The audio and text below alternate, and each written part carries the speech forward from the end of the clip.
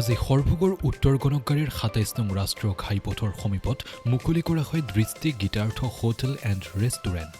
সৰভোগৰ bus academy আৰু বিদ্যাজ্যোতি একাডেমীৰ মাজতে অৱস্থিত অত্যাধুনিক সা সুবিধা সম্পন্ন হোটেল আৰু ৰেষ্টুৰেণ্টখন ৰঙা ফিটা কাটি মুকলি কৰে বৰনগৰ মহাবিদ্যালয়ৰ অৱসৰপ্ৰাপ্ত উপাধ্যক্ষ ৰমেশ চন্দ্ৰ ভট্টাচাৰ্যই।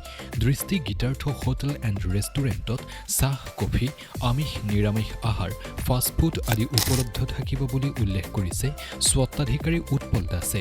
ভাত, ৰুটি, মাছ, মাংসকে ধৰি থলুৱা অসমীয়া খাদ্য সম্ভাৰ আপুনি লাভ কৰিব দৃষ্টি গীতাৰ্থ হোটেল এণ্ড ৰেষ্টুৰেণ্টত। তাৰোপৰি আপুনি পাব এক স্বচ্ছ আৰু নিকা পৰিৱেশত আহাৰ গ্ৰহণৰ সুবিধা। দৃষ্টি গীতাৰ্থ হোটেল এণ্ড ৰেষ্টুৰেণ্ট, উত্তৰ গণকগাড়ী, সৰভোগ, ২৭ নং ৰাষ্ট্ৰীয় ঘাইপথৰ সমীপত। যোগাযোগ 8011534909 7086644130 অথবা 9101681356। আজিৰ এই দৃষ্টি গীতাৰ্থ হোটেলৰ মালিক উৎপল দাসৰ মালিকী স্বত্বত নিৰ্মিত এই হোটেলে বৰনগৰৰ সৰভোগৰ দৰে ঠাইত এটা অপূৰণীয় অভাৱ পূৰণ কৰা বুলি মই ভাবিছোঁ। আমি এখন উন্নতমানৰ হোটেলৰ অভাৱ বাৰুকৈয়ে অনুভৱ কৰি থাকোঁ। সেই অভাৱটো শ্ৰী দাসে পূৰণ কৰিলে। আমি আশা কৰিছোঁ ইয়াৰ পৰিষ্কাৰ পৰিচ্ছন্নতা বা প্ৰয়োজনীয় যিখিনি হোটেলৰ আৱশ্যকীয় কথা তথ্য পাতি লাগে সেইখিনিৰে ৰাইজক আকৰ্ষিত কৰিব পাৰিব আৰু তেওঁ ব্যৱসায়ত উন্নতি কৰিব বুলি আশা কৰিছোঁ। মই ঠাউকতে পাব পৰা আমাৰ সৰভোগৰ এনে ঠাইত এনেধৰণৰ হোটেল এখন অভাৱটো পূৰণ হোৱাত মই বৰ সুখ পাইছোঁ।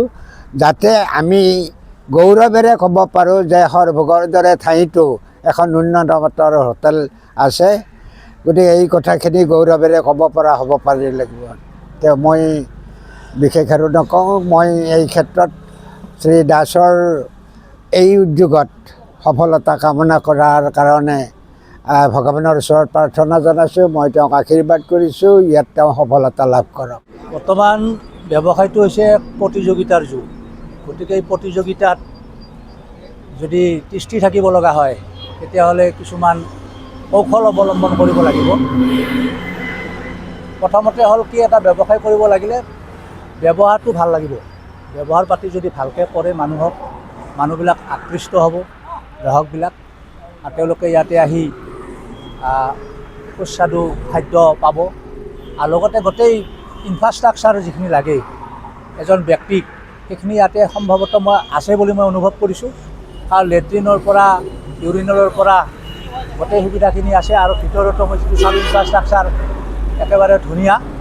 এতিয়া খাদ্য সম্ভাৰখিনি ভালকৈ পৰিষ্কাৰ পৰিচ্ছন্নভাৱে আগবঢ়াব লাগিব আৰু মানুহক ভাল ব্যৱহাৰ কৰিব লাগিব। লগতে এই দূৰণিবতীয়া গাড়ীবিলাকৰ ড্ৰাইভাৰবিলাকৰ লগত এটা সুসমন্বয় ৰক্ষা কৰি তেওঁলোকে যাতে ইফালেদি গ'লে ইয়াত যাতে অলপমান জিৰণি লৈ চাহ খাব পাৰে বা ভাত খাব পাৰে তাৰ ব্যৱস্থা যাতে তেওঁলোকে কৰে। আৰু লগতে যিখিনি সুবিধা তেওঁলোকক লাগে সেইখিনি সুবিধা যাতে আমাৰ দোকানৰ স্বত্বাধিকাৰীয়ে যাতে দিব পাৰে তেতিয়াহ'লে দোকানখন ভালকৈ চলিব। কাৰণ প্ৰতিযোগিতাৰ মূলৰ যুগ মই কৈছোঁৱে, বিভিন্ন দোকান আছে আৰু দোকানবিলাক ভালকৈ চলাবৰ দায়িত্বটো আচলতে স্বত্বাধিকাৰী যদি সুন্দৰভাৱে চলাব পাৰে তেতিয়া দোকানখনৰ অগ্ৰগতি হ'ব।